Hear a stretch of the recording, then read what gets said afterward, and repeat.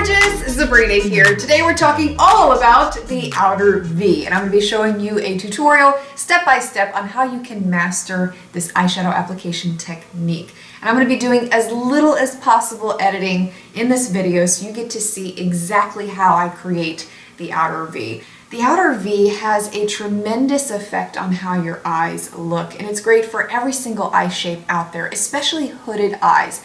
This technique will lift, brighten, widen, open up your eyes dramatically, and it has a profound effect on how your eyes look. So let me show you how you can master this technique in no time flat. Before we get into the tutorial portion, I'll talk a little bit about what I have on my eyes here in case you're interested. This is MAC's Plum Dressing on the lid, and then I put MAC's Wedge in the crease.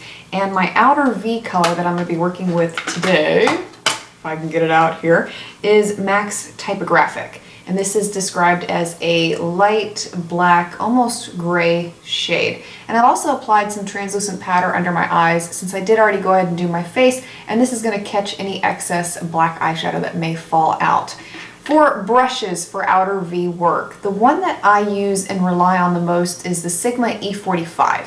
And it has a pointed tip to it. It's a little fluffy, so it's not too defined, which means that when you go to deposit the color into the outer V, it's still easy to work with and move around in that space. And if you had a brush that was really tightly packed, then you may not be able to maneuver it around and blend it as easily. So that is why I go with this brush. So the way that I typically do my outer V is I start with a very tiny amount of eyeshadow. Less is more. You can always add, but it's a lot harder to subtract. Unfortunately, the brush is black, so you can't see how much I actually have, but I have a very tiny amount. And then when I do the outer V, what I typically do is start at the outer corner of the eye, and then I will start to bring it up.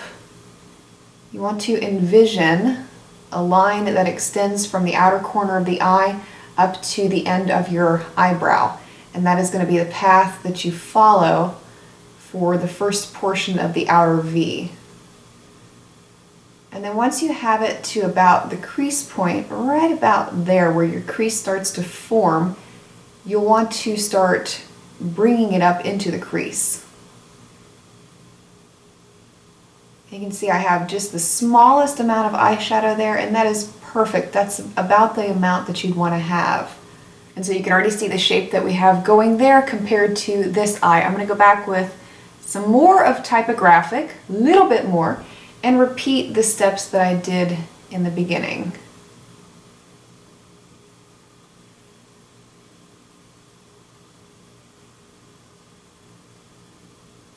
And the fluffy tip of the brush also keeps you from depositing too much because it spreads it out more evenly so it doesn't become like a black hole mess when you are depositing it.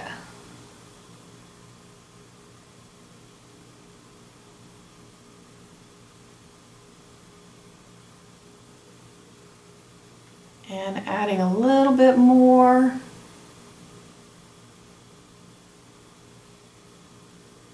And for me, when I do the outer V, I typically repeat this same step that I showed you about maybe 3 times until I get the desired depth that I'm after.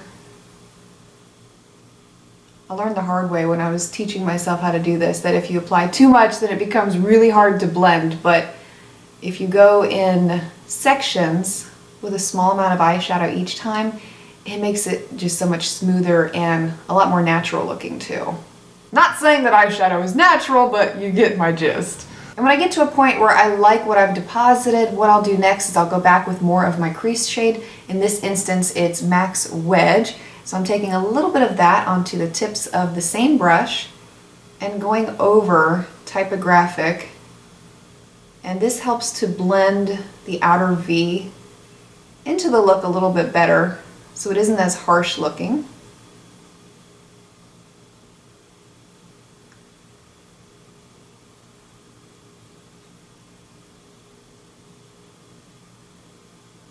And there you go. That's what it looks like when you have it all blended together. And what I typically like to do is bring a little bit more eyeshadow onto about the inner third there of the lid. So I'm going to go back with a small smudger brush and lightly deposit more typographic on that area. I just feel like it connects better to the eye when you have that little spot filled in.